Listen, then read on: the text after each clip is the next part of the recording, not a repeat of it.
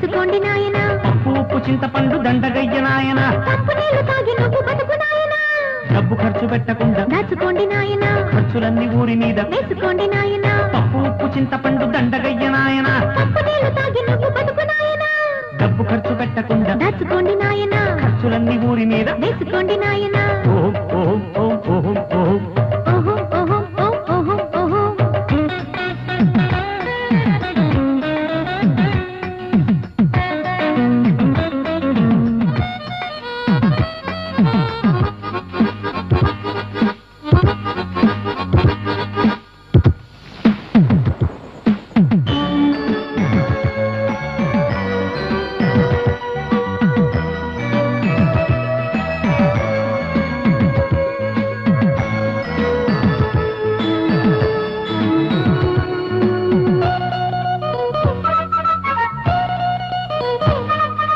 పిడకతోని వంట చేసుకోండి.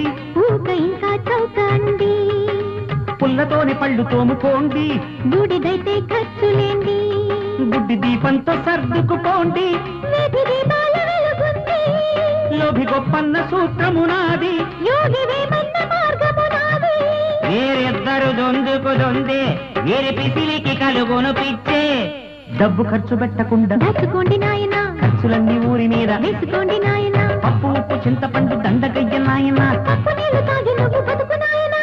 డబ్బు ఖర్చు పెట్టకుండా దాచుకోండి నాయనా. ఖర్చులన్నీ ఊరి మీద వేసుకోండి నాయనా. ఓహో ఓహో ఓహో ఓహో ఓహో ఓహో ఓహో ఓహో.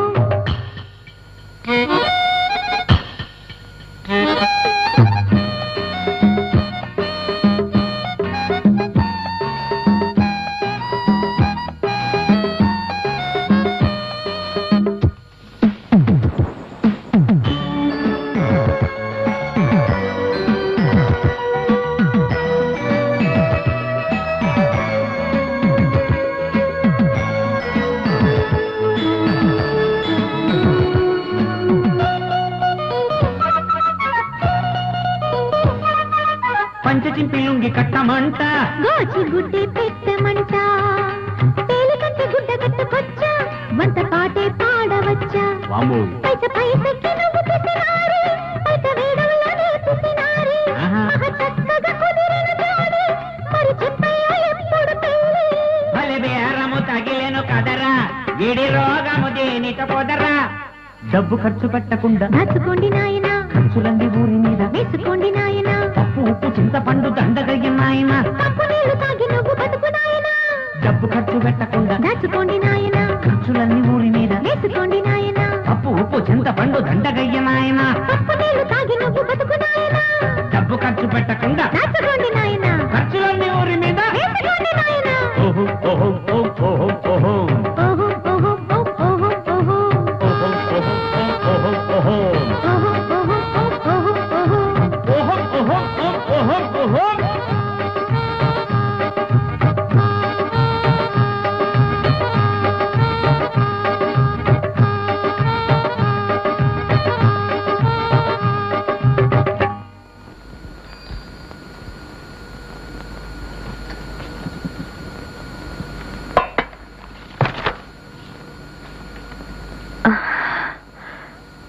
శాంతమ్మా.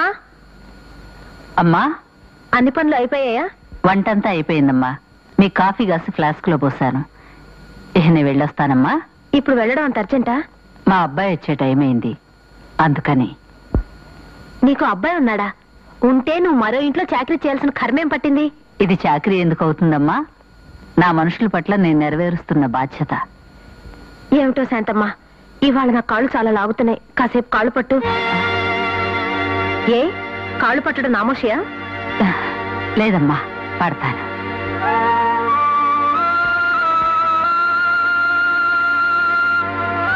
ఏమిటా పట్టడం? ఇంతకు ముందు ఎప్పుడు అలవాట్లేదా? లేదమ్మా, ఇదే మొదటిసారి.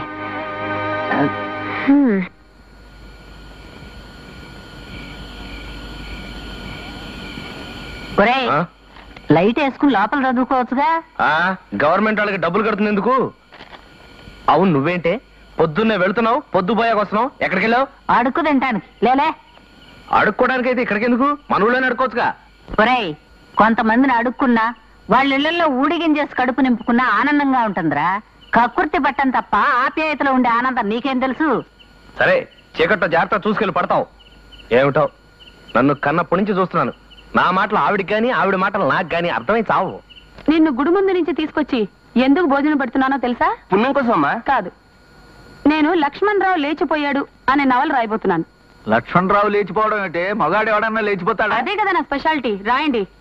నేను అడగబోయే ప్రశ్నలకు సమాధానాలు చెప్తే నా నవలకి ఎంతో ఉపయోగపడుతుంది. అడగనా? అడుక్కమ్మా. బ్రతకడానికి ఎన్నో మార్గాలు ఉండగా ఈ ముష్టి వృత్తిని ఎందుకు ఎంచుకున్నావు?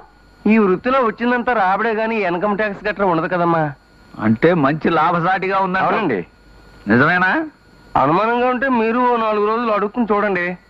ఎరా ముష్టి వెధవా, పిలిచి భోజనం పెట్టి ఇంటర్వ్యూ చేస్తుంటే మమ్మల్ని అడుక్కోమంటావా? 1 2 3 4 5 6 అమ్మ 7 ఇంకా ఆఫీస్ నుంచి రాలేదయ్యా. వచ్చే టైం ఏంది? 9 టీవీ వేయలేదే? టీవీ చూడాలనుందా? ఆ. కూర్చో.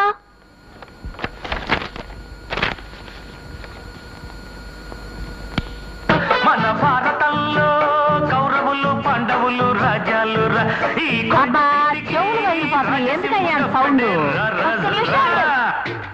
ఏమేవ్ టీవీలో సినిమా పాటలు వస్తున్నాయి. టీవీ ఆన్ చెయ్యి. వస్తున్నా. తన సైన్యంతో దండెత్తి వచ్చాడు. అప్పుడు మన రాజసింహుడు తెలివిగా ఈ సొరంగ మార్గం గుండా తన సేనలతో శత్రు సైన్యం మీదకి మెరుపు దాడి చేశాడు. అయ్యో, టీవీ ఆపేసావయ్యా. అదిగో ఆ కిటికీలోంచి పక్కింటి వాళ్ళ టీవీ కనిపిస్తుందిగా, చూడు. ఎందుకయ్యా మన టీవీ వేయి? వాళ్ళ టీవీ కనిపిస్తుంటే ఇంకా మన టీవీ ఎందుకో కరెంట్ దండగా. ఓరి నా మనవడో, నా కొడుకుని మించిపోయావురా. ఏమన్నా? నువ్వు చాలా తెలివైన వాడివి అంటున్నానయ్యా. నమస్కారం. నమస్కారం. నా పేరు బాదరబంది వరప్రసాద్. షార్ట్ కట్ లో అయితే బావా. మీ మున్సిపల్ మార్కెట్ కాంట్రాక్టర్ని. కూర్చోండి. థ్యాంక్స్. రమ్మన్నారట. మీరు ఏ పైటలో ఉంటారు? పైటలోనా? సాధారణంగా పైటలో మనుషులు ఉండరే. పైట కాదమ్మా తల్లి, పేట. పేట ఓ, అదే. ఏ పేటలో ఉంటున్నారు? భవానీ నగర్. లుక్ మిస్టర్ బావా, మేము మున్సిపాలిటీ సిల్వర్ జూబ్లీ ఫంక్షన్ చెయ్యాలనుకుంటున్నాం. ఈ విషయంలో మీరు నాకు శోభనం చెయ్యాలి. శోభనమా? అయ్యో, నేను అలాంటి పనులు చేయనండి. వాట్? మున్సిపల్ కాంట్రాక్టర్ వై ఉండి ఫంక్షన్ చేస్తున్నాం, హెల్ప్ చేయమంటే చెయ్యనంటావా? హెల్పా? ఇందాక శోభనం అన్నారు. అవును, అదే. అయ్యో, హెల్ప్ అంటే సహాయం అమ్మా, శోభనం కాదు. మరి శోభనము అంటే ఏమిటి? అదొక టైప్ ఆఫ్ భోజనంలండి. అసలు విషయం చెప్పండి. నా హెల్ప్ కావాలంటారా? Yes yes. చెప్పండి మేడం, ఏం చేయమంటారు? పందిరం వేయమంటారా? కుర్చీలు వేయమంటారా? వచ్చిన అతిథులందరికీ కూల్ డ్రింక్స్ ఇవ్వమంటారా? మీరేం చెప్పినా చేస్తాను మేడం. అదేమీ వద్దు, కొంచెము డబ్బును డొనేషన్ గా ఇవ్వండి.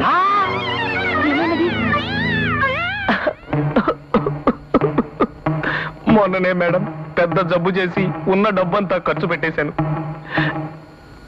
నేనే మిమ్మల్ని అప్పడుగుదాం అనుకున్నాను మేడం. కానీ మీ దగ్గర అప్పు తీసుకోవడం బాగోదు కనుక వార్షికోత్సవానికి సంబంధించిన పనులు ఏదైనా చేయించుకుని మీరే పావలో పరకో ఇప్పించండి మేడం. ఇందులో బలత్కారం ఏమీ లేదు. క్యాషువల్ గా అడిగాము. మీకు వీలు ఉంటేనే ఇవ్వండి, లేకపోతే వద్దు. ఫంక్షన్ మాత్రం తప్పకుండా వచ్చి కూల్ డ్రింక్స్ తాగి వెళ్ళండి. భలేవారే మేడం, మీరు పిలిస్తే రాకుండా ఉంటానా? తప్పకుండా వస్తాను, కూల్ డ్రింక్స్ తాగుతాను. వస్తాను మేడం, బాయ్. మమ్మీ మమ్మీ, ఏమిటి? మరి రేపు మా స్కూల్లో పేరెంట్స్ డే. పేరెంట్స్ అందరినీ తీసుకురామన్నారు. సరే, నేను వస్తా గాని ఎన్ని గంటలకి? 4 గంటలకి. మమ్మీ, నాకు నాన్న లేరా? నోర్మై, పెద్ద మాటలు మాట్లాడావంటే ప్రాణం తీస్తాను, జాగ్రత్త. వాడికి ఏం తెలుసమ్మా, చిన్నపిల్లాడు. బయట వాళ్ళు వాడిని అడిగిన మాటే వాడు నిన్ను అడిగాడు. తప్పే ఉంది.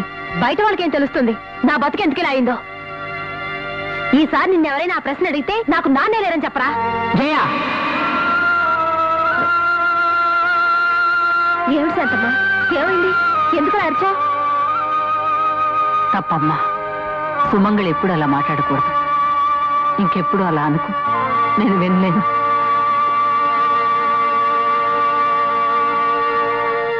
కృష్ణవంతుడు ఎవడో బలైపోయాడు.